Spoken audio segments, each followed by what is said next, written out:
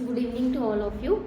आज हम पढ़ेंगे रेशो और what is a proportion. Okay, हमने कल पढ़ा था रेशो के बारे में और उससे पहले हमने पढ़ा था कि हमारा कंपेयरिंग क्वांटिटीज़ क्या होती है। तो हमने देखा था कि कंपेयरिंग क्वांटिटीज़ क्या होती है। हम जो भी चीज़ें डेली यूज़ में एक तरफ से जैसे किसी भी चीज़ का क्या करते हैं, कंपेयर करते हैं। जैसे कि वेट का हो गया कि ये इससे कितना ज़्यादा है, और हमारा किलोमीटर हो गया कि इसने कितनी डिस्टेंस इससे ज़्यादा कवर करी होगी, या हमारा क्या हो जाता है इसकी हाइट इससे कितनी आपकी लंबी है। तो इस तरीके से जो भी चीज़ चलती है हमारा वहाँ पे क्या आ जाता है, कंपेयरिंग क्वांटिटीज़ जैसा आपका टर्म यूज़ होता है। ठीक है, तो इसमें हमने फिर आगे क्या पढ़ा था, इसमें था हमारा रेशो, क्योंकि जो हमारा रेशो होता है वो कंपेयरिंग क्वांटिटीज़ का ही एक पार्ट है। तो रेशो में क्या था हमारे पास कि हमारे पास जो है रेशो में एक तो हमारी यूनिट सेम होनी चाहिए, उसकी हमने कंडीशन पढ़ी थी।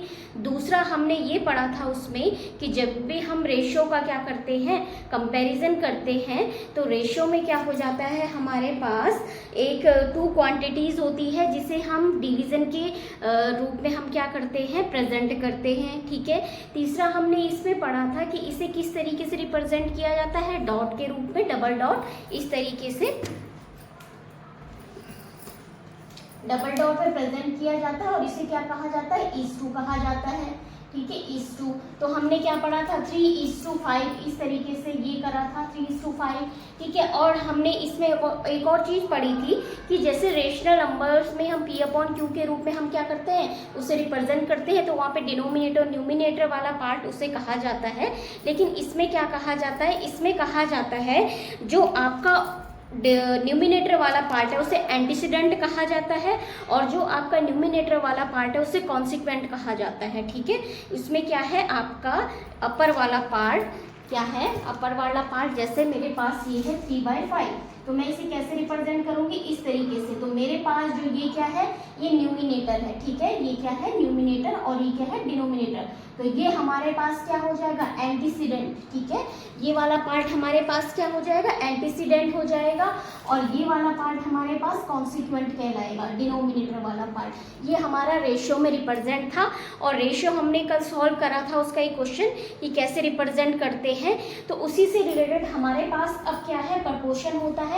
प्रोपोर्शन हमारे पास क्या है, proportion is simply a statement two ratio are equal.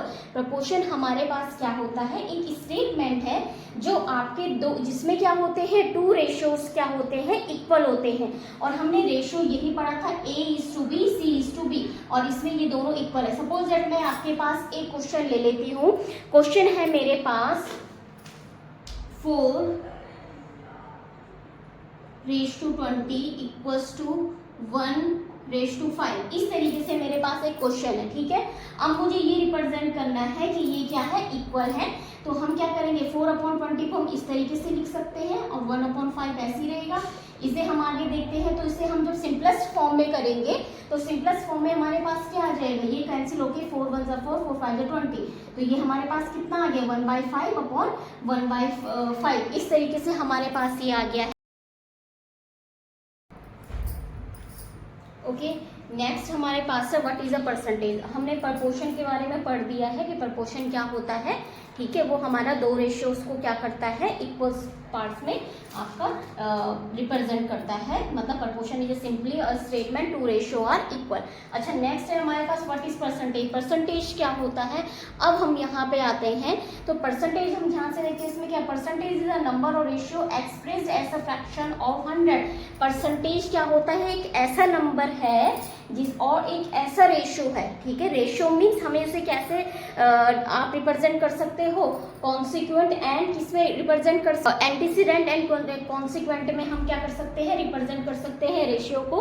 तो इसमें क्या लिखा है, a percentage is a number और ratio expressed as a fraction of 100 के रूप में हम इसे क्या करेंगे, रिप्रेजेंट करेंगे। और साइन हमारे पास क्या है, इस तरीके से है। ठीक है, अच्छा, और क्या है, अब हमारे पास एक एग्जांपल हमने लिया है 45%, इसे हम कैसे रिप्रेजेंट करेंगे, 45% मीन जिसका डिनोमिनेटर 100 होगा, इस तरीके से। अब हम इसको सिंपलेस्ट फॉर्म में आप रिप्रेजेंट करेंगे, 5 9 45, 5 2 10, तो ये कितना आ जाएगा 9/20। तो ये इसका क्या हो जाएगा, परसेंटेज का सिंपलेस्ट फॉर्म आपका कंप्लीट करके, मतलब 45% को हम क्या लिख सकते हैं, 9/20 लिख सकते हैं, ठीक है।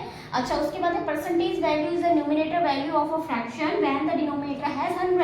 हमेशा जो परसेंटेज वैल्यू जो होती है वो आपकी ऐसी न्यूमिनेटर वैल्यू होती है जिसका डिनोमिनेटर 100 होता है। ध्यान से सुनिएगा, यहाँ पे ये चीज मेन है।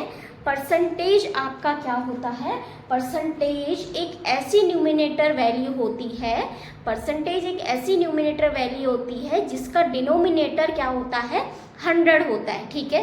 अब मेरे पास क्वेश्चन है, अब मैं एक क्वेश्चन लेती हूँ, सपोज दैट मेरे पास एक क्वेश्चन है, कन्वर्ट द रेशियो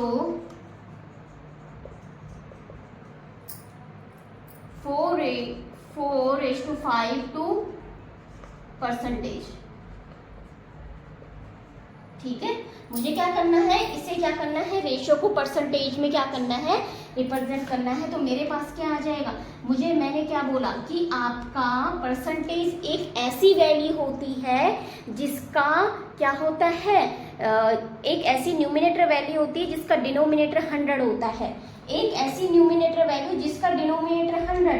तो हमें क्या फोकस करना है कि मुझे क्या करना है, डिनोमिनेटर 100 करना है। तो मैं यहाँ पे ऐसा क्या मल्टीप्लाई करूँ, डिनोमिनेटर में जो 100 मिल जाए, ठीक है। तो मैं देखती हूँ कि अगर मैं ऊपर नीचे 20 से मल्टीप्लाई करती हूँ तो मेरे पास मुझे डिनोमिनेटर में क्या मिल जाएगा, 100, ठीक है। अब मैंने क्या करा, जो नीचे करी है प्रोसेस वही ऊपर करी है, ताकि कैंसिल आउट करके हमारा क्या हो जाए, इसकी वैल्यू 1 ही मिले और आपके जो फ्रैक्शन है उसमें कोई भी आपका चेंजेस ना मिल पाए, ठीक है, या कम या ज़्यादा ना हो पाए। क्योंकि हमेशा क्या किया जाता है, जब भी हम क्या करते हैं, मल्टीप्लाई करते हैं डिनोमिनेटर का, तो वही चीज़ हम न्यूमिनेटर में भी लगाते हैं, वही प्रोसेस, ठीक है। तो हमने क्या करा, हमें यहाँ फोकस करना है सबसे पहले, परसेंटेज ऐसा न्यूमिनेटर वैल्यू होती है जिसका डिनोमिनेटर 100 होता है, ठीक है। तो हमने देखा डिनोमिनेटर हमें 100 करना है, ठीक है।